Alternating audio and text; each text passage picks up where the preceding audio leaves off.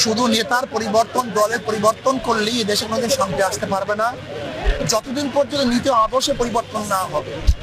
2 নম্বর জমিতে 1 নম্বর ফসল হয় না, 2 নম্বর উস্তাদের 1 নম্বর ছাত্র গঠন হয় না, ঠিক 2 নম্বর নেতার কাছেও দেশ কোনোদিন 1 নম্বর হতে পারে না। শুধু আমরা চেহারার পরিবর্তন করি, আমরা শুধু হাতের পরিবর্তন করি, কিন্তু চাঁদাবাজকে পরিবর্তন করি না। এক ওসি চলে যায়, এক অফিসার চলে যায়। আসলে বিএনপি নির্বাচন পিছিয়ে দিতে চায়, হ্যাঁ, এরকম একটা তথ্য সামনে এনেছেন হাসনাত আব্দুল্লাহ। হাসনাত আব্দুল্লাহ মানে আমাদের আস্থার প্রতীক, হাসনাত আব্দুল্লাহ মানে আমাদের ভরসার প্রতীক, বিশ্বাসের জায়গা। হাসনাত যা বলেন এটা বিশ্বাস করতে হবে, বিশ্বাসযোগ্য, বিশ্বাস করার মতো বৈশিষ্ট্য হাসনাত আব্দুল্লাহর আছে। আমি ব্যক্তিগতভাবে তারেক রহমানের চাইতে অনেক বড়, রোজার আগেই ইলেকশন হতে পারে ফেব্রুয়ারিতে।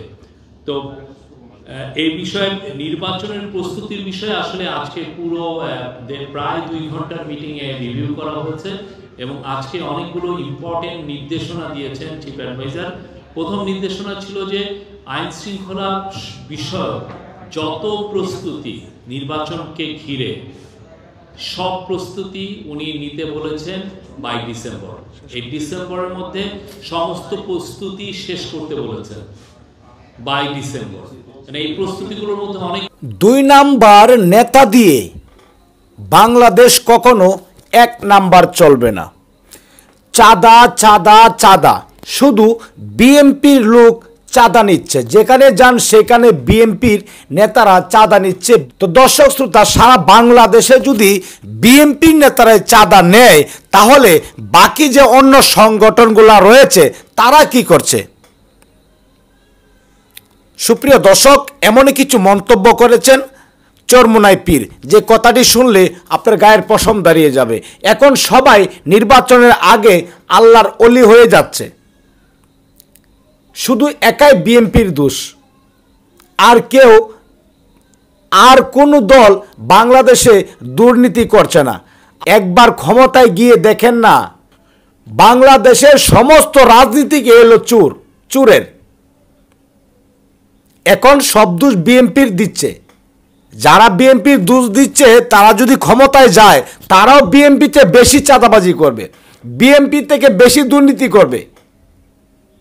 বাংলাদেশের রাজনীতিকে ভালো না, বাংলাদেশের রাজনীতিকের ভিতরে গন্ডগোল রয়েছে।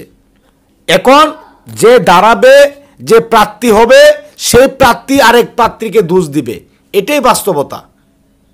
আপনাদের তো ভয়ান ছাড়তে হবে না, কে ভালো কে মন্দ, কে খারাপ, কে দুর্নীতিবাজ, কে চাঁদাবাজ, এগুলা জনগণ জানে, জনগণ বুঝে।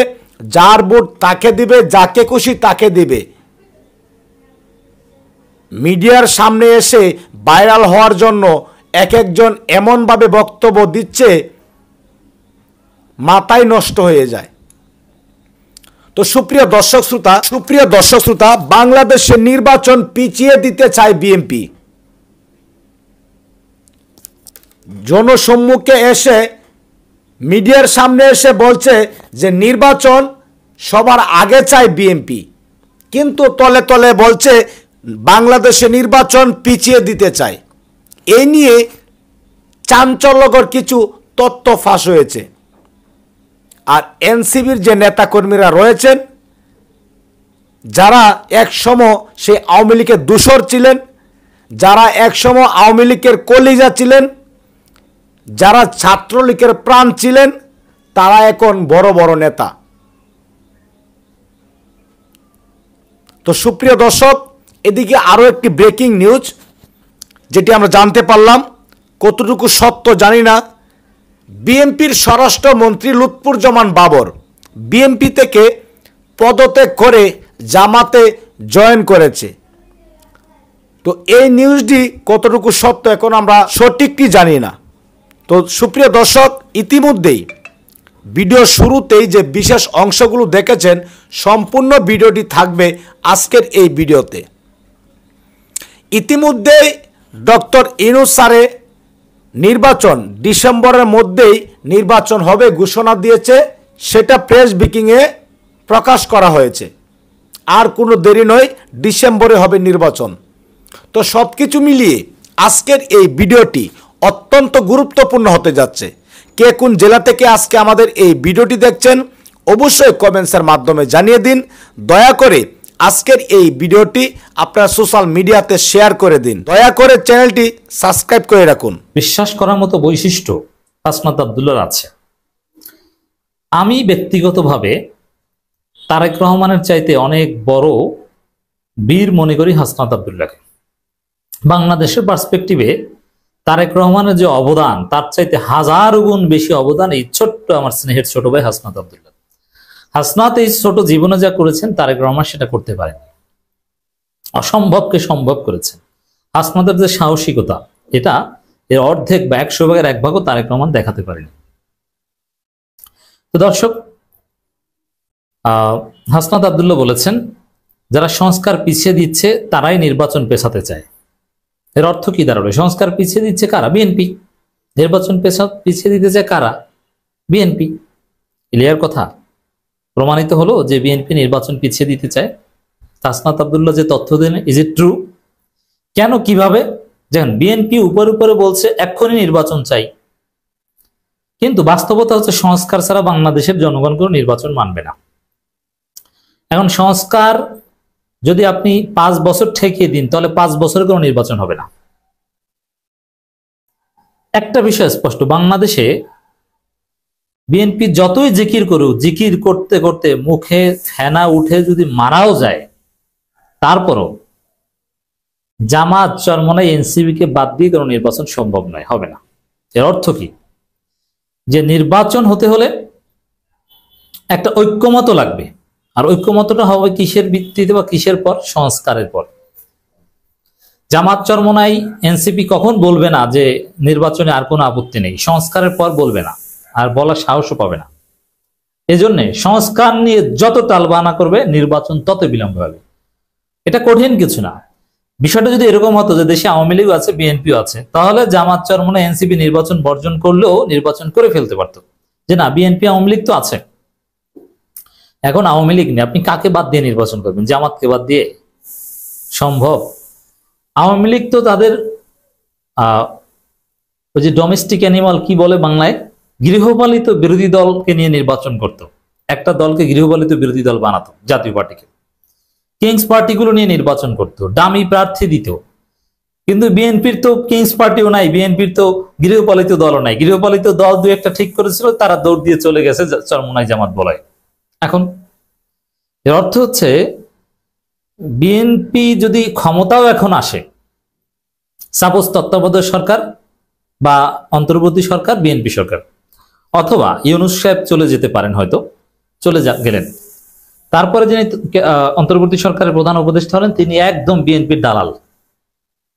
সেই বিএনপির দালাল না, খালেদা জিয়াকে রাষ্ট্রপতি আর তারেক রহমানকে প্রধান উপদেষ্টা বানিয়ে দিলেও বাংলাদেশে কোনো নির্বাচন আয়োজন করতে পারবে না। কারণ জামাত এনসিপি চরমনাই যদি নির্বাচনে অংশগ্রহণ না করে, ওটা কোনো নির্বাচন না। কাকে নিয়ে নির্বাচন করবে? বিএনপি নিজেরা? এটা হবে না, কেউ পারবে না। অতএব যে বাস্তবতাটা বিএনপি জানে যে জামাত, এনসিপি, চরমনাই বা এই অন্যান্য সব দল, এদেরকে ম্যানেজ করে বুঝিয়ে শুনিয়ে একটা ঐক্যমত না হলে, সংস্কার না হলে, বিচার না হলে, এই তরুণরা যেটা চায় সেটা বাস্তবায়ন না হলে নির্বাচন হবেই না। আমরা শুধু হাতের পরিবর্তন করি, কিন্তু চাঁদাবাজকে পরিবর্তন করি না। এক ওসি চলে যায়, এক অফিসার চলে যায়, কিন্তু দেখা যায় সেখানে দুর্নীতি যায় না। কারণটা কি? অফিসার ট্রান্সফার না হলে হবে না। সেখানে মানুষ আদর্শ ভিত্তিক, ন্যায় ভিত্তিক, চরিত্রবান লোক যতদিন পর্যন্ত চেয়ারে না বসবে ততক্ষণ পর্যন্ত এদেশ কোনোদিন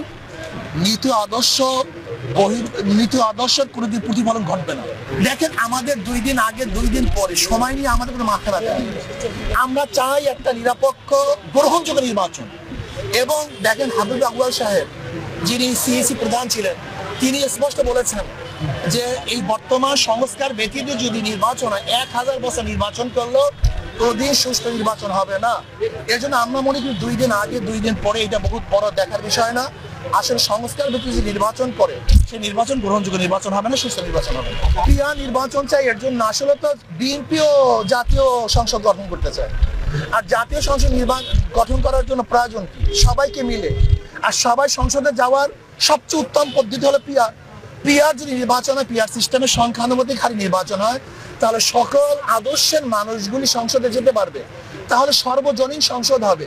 আর সর্বজনীন সংসদ যদি হয় তখন প্রত্যেকের দাবি দাওয়া সংসদে পেশ করতে পারবে, রাস্তায় হরতাল করতে হবে।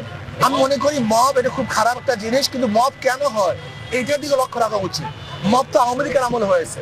আপনি কি মনে করছেন আয়নাঘর কি মব নয়? নির্বিচারে মানুষকে যখন হত্যা করে সেটা কি মব নয়? যখন মানুষকে গুম করে সেটাও কি মব নয়?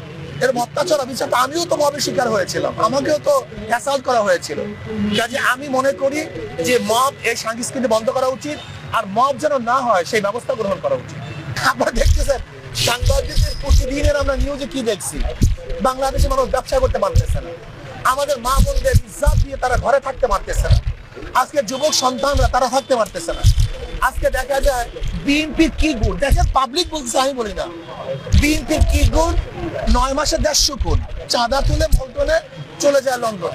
আমি বলছি নাকি, এটাকে দেখার জন্য আমরা আন্দোলন করেছিলাম, সংগ্রাম করেছিলাম। আমরা চাই এই দেশ শান্তি হোক, সবার অধিকার বাস্তবায়ন হোক, পুরা